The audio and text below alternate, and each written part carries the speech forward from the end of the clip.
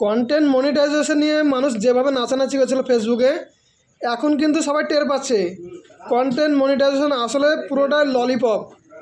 আর এই content monetization যখন থেকে দেওয়া শুরু করেছে, ফেসবুক কিন্তু টোটাল আর্নিং কম করে দিয়েছে। মানে আগে যে ইনস্ট্রিম অ্যাডসন রিল ছিল, তখন যে পরিমাণে আর্নিং দিত, এখন কিন্তু তার 90% আর্নিং নেই। এর কারণ হচ্ছে, আমি নিজেও দেখেছি, আগে আমার ভিডিওতে যদি 500 ভিউ আসতো তাহলে 1 সেন্ট দিত। এখন কিন্তু 1000 ভিউ হলে তো আমি পাই না, এটা একদম প্রত্যেকটা ভিডিওতে আমার 1000 ভিউ আসে। এখন 1500 2000 ভিউ আসা, 2000 ভিউ আসার পরে হয়তো 1 সেন্ট দিচ্ছে, কোনো ভিডিওতে 3000 ভিউ হওয়ার পরে 1 সেন্ট দিচ্ছে। কিন্তু আগে কিন্তু এরকম ছিল না, আগে 500 এমনকি 400 ভিউ হলে পরে 1 সেন্ট দিয়ে দিত। যখন থেকে সবাইকে কন্টেন্ট মনিটাইজেশন দেওয়া শুরু করলো, তখন থেকে ফেসবুক কিন্তু আর্নিং কম করে দিয়েছে। আর এই কন্টেন্ট মনিটাইজেশন দেওয়ার মূল উদ্দেশ্য ছিল একটাই, সেটা হচ্ছে প্রত্যেকটা কন্টেন্ট ক্রিয়েটারকে ধরে রাখা। এখন এই কন্টেন্ট ক্রিয়েটারকে ধরে রাখতে গিয়ে যারা প্রকৃত কন্টেন্ট ক্রিয়েটার তাদের আর্নিং কমে গেছে। এখন ফেসবুক থেকে শুধুমাত্র যারা স্টার বেশি পায় এবং যাদের সাবস্ক্রাইবার বেশি আছে, তারা ভালো পরিমাণে আর্নিং করতে পারে।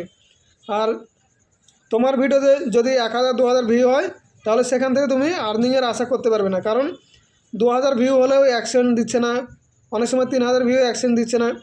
অরিজিনাল আমার অনেক ভিডিও আছে, আমি প্রকৃত অরিজিনাল ভিডিও করি, কারো ডাউনলোড করা ভিডিও নয়, আমার নিজস্ব ভিডিও। অথচ প্রায় ভিডিওতে 1000 করে ভিউ আছে, যদি আমাকে প্রত্যেকটা ভিডিওতে 1 সেন্ট করে দেয়, সেখান থেকেও দেখা যাবে কিছুটা হলো আর্নিং আসবে, কিন্তু 1 সেন্ট করে দিচ্ছে না।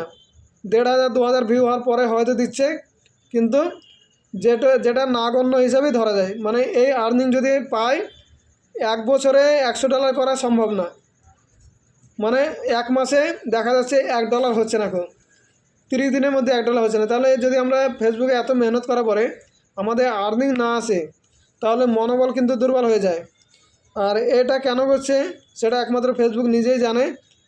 আমরা আমাদের কাজ করে যাচ্ছি, আশাতে আমরা আছি যে হয়তো আর্নিং হবে, তবে আমাদের ভালো কন্টেন্ট আর নিয়মিত কাজ করা বন্ধ করলে হবে না।